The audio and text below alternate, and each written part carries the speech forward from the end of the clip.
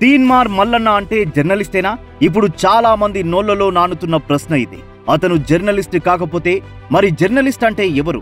Journalist అంటే సమాజంలోని తప్పులను ఎత్తిచూపి ప్రజా ప్రతినిధులను ప్రజల తరపున ప్రశ్నిస్తారు, పరిశోధిస్తారు, నిజానిజాలను బయట పెడతాడు, ప్రజల్లో చైతన్యం కల్పిస్తాడు. కానీ చట్టాన్ని చేతుల్లోకి తీసుకునే అధికారం, నేరుగా ఫోన్లు చేసి బెదిరించే హక్కు లేదు. కానీ తీన్మార్ మల్లన్న జర్నలిస్ట్ ముసుగులో ప్రజా సమస్యలను పక్కన పెట్టి తన రాజకీయ స్వార్థంతో, అజెండాతో, అధికార దాహంతో పనిచేస్తున్నాడు.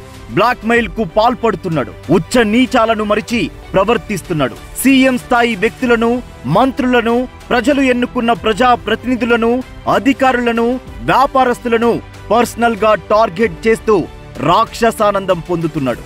డబ్బులు దండుకుంటున్నాడు. కాబట్టి పట్టభద్రులారా ఆలోచించండి. ఇలాంటి జర్నలిస్ట్ ముసుగు దొంగ చింతపండును చిత్తుగా ఓడించండి. ప్రజాస్వామ్యాన్ని పరిరక్షించండి.